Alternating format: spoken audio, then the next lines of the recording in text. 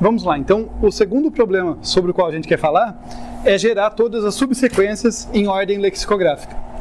E esse problema é um pouquinho mais chato, assim, as definições dele tem um pouquinho mais de detalhe.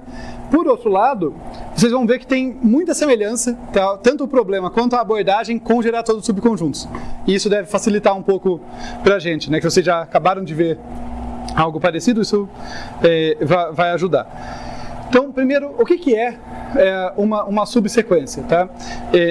Colocando de modo intuitivo, dado uma sequência de elementos, é muito comum trabalhar com sequências quando a gente pensa em sequências de caracteres. Mas eu vou trabalhar com inteiros aqui, as ideias valem também para sequências de caracteres, é só uma conveniência para mim aqui. Tá? Então, dado uma sequência de elementos aqui, eu vou pegar a mais besta que eu conseguir imaginar, né? Olha, 1, 2, 3, 4, 5, 6, 7 e 8, tá? Uma sequência com 8 elementos aí, os inteiros de 1 a 8, subsequências dela são quaisquer subconjuntos de elementos que eu não posso inverter a ordem, tá? Eu posso sumir com elementos, por isso subsequência, né? Eu posso sumir com elementos, mas eu não posso trocar a ordem de ninguém. Então, por exemplo, 1, 2, 3 é uma subsequência, tá? Mas muito importante porque tem uma diferença aí. Nessa definição de subsequência tem um outro nome que me escapa agora para um outro objeto em que tem que ser contínuo, né? Contíguo aqui. Nesse caso não, eu posso cortar no meio. Então 1, 2, 3 é uma subsequência, mas 1, 3 e 5 também é. Veja, está preservando a ordem, né, original. Não quer dizer que tem que começar em um elemento, terminar no outro, pegar todo mundo no intervalo. Eu posso pular. Então eu peguei o 1, o 3 e o 5, subsequência válida. Tá? Só para fazer um último exemplo aqui. 2, 3, 5, 7 e 8. Tá? Então realmente, qualquer subconjunto dos elementos, a gente acabou de falar de subconjuntos, né? Qualquer subconjunto dos elementos apresentados ali, preservando a ordem original. Tá? Tem uma definiçãozinha mais formal disso, mas eu acho que tá ok, tá claro o problema nesse sentido. Tá? Eu vou falar dentro em pouco sobre o que é a tal da ordem lexicográfica, mas por enquanto só vamos pensar sobre sequência e ver um exemplo aqui. Então eu vou colocar aqui um exemplinho para n igual a 3, tá? Parecido com o anterior, com n igual a 3, eu estou pensando na sequência que tem os elementos 1, 2 e 3. Tá? Nada impede que eu generalize essas ideias que a gente está vendo aqui para um algoritmo mais interessante, que ele recebe uma cadeia mesmo de caracteres, de inteiros ou do que for, e peça para gerar todas as subsequências dela. Aqui, né, até por um fim didático, vai ser mais simplificado. Eu vou receber um n e vou supor que a subsequência é exatamente essa, né, gerada 1, 2, 3 ali. Mas eu posso fazer uma versão, não é difícil e é até um bom exercício, né, pegar o que a gente está vendo, mas colocar uma entrada um pouquinho mais sofisticada, né, daí, ao invés de brincar com os números diretamente, eu brinco com as posições no vetor que eu recebi na entrada. Tá?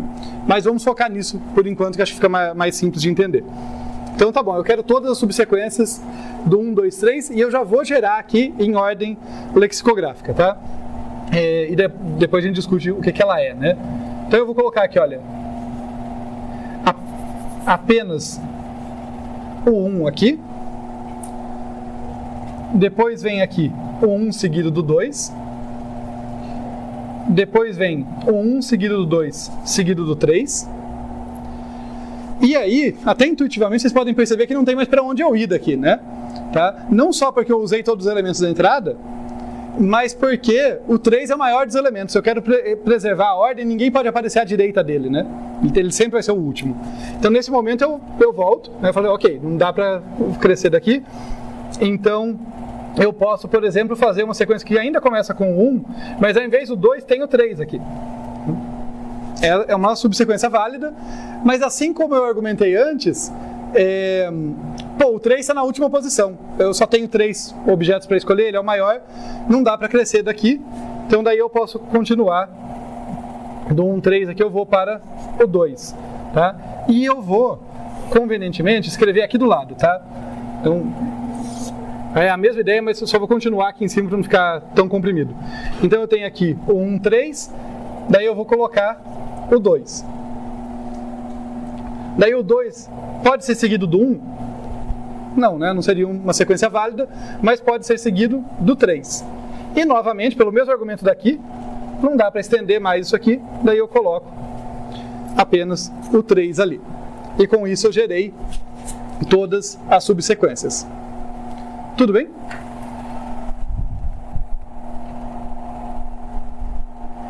Eu vou ter mais exemplos, tá? Mas deixa só eu ver algo aqui.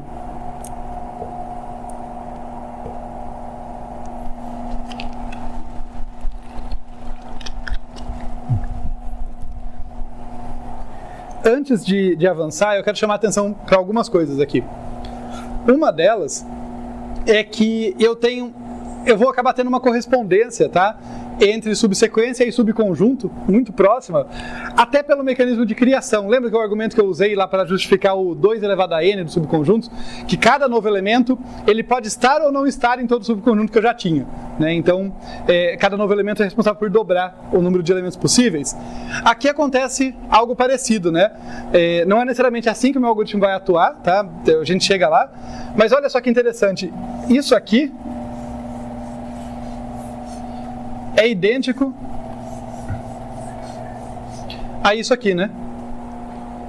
Quer dizer, essas aqui são as mesmas subsequências, a diferença é que essas começam com 1 e essas não. É parecido com a ideia quando eu trabalho com um subconjunto que, olha, ou 1 está presente ou 1 não está. Né? Aqui 1 está presente e daí eu gero todas as subsequências, aqui 1 não está presente e eu gero todas as subsequências. Faz sentido? Vocês podem estar olhando e falando, ok, faz sentido, mas tem algo estranho. Né? Tem algo estranho aqui. E de fato tem, né? Sobrou um cara aqui, por quê? Porque por uma questão de definição, a subsequência vazia não está incluída na brincadeira. Diferente quando a gente falava de conjunto, que subconjunto vazio estava. Né? Então veja que aqui eu tenho só o 2 seguido do 3, só o 3, mas eu não tenho o vazio aqui como subsequência. Agora, quando eu incluo 1, essa é uma possibilidade, só 1 também é uma possibilidade. Tá?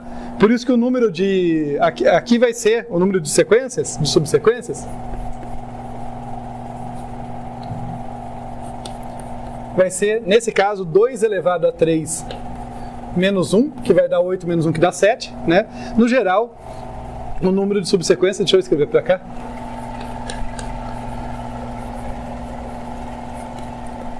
É 2 elevado a n menos 1, tá? Então, entendendo esse cara aqui, o 2 elevado a n vem de um lugar muito próximo da geração dos subconjuntos, né? Para cada elemento, ou ele está ou ele não está. Então tem esse efeito de dobrar, só que tem o menos 1 porque sequências que tem pelo menos um elemento, eu vou ter uma de cada tipo ali, né? Mas quando aquele elemento está ausente, né, e todos os outros também, eu fico com a vazia e essa eu não enumero. Tá? Então por isso que tem aquele menos 1. Mais uma observação aqui, antes de eu fazer o próximo exemplo, tá? que é uma extensão desse aqui. Tá? Lembrando que esse aqui... Só um instante. Só um giz branco aqui. Isso aqui eu estou enumerando para n igual a 3, né? Para a sequência 1, 2, 3. O que acontece... Nossa, peraí, deu branco, desculpa. Sim, uma coisa que a gente podia argumentar é, poxa, eu estou gerando subsequências e você está falando, né, que cada elemento ele pode estar ou não estar usando o mesmo raciocínio do conjunto. Isso é bem natural no conjunto, porque o conjunto não tem ordem. Então, de fato, tudo que um elemento pode fazer para se diferenciar ali é ou ele está presente ou ele não está. Né? A contribuição dele para um certo conjunto é ou ele está presente ou não está. Aqui tem ordem.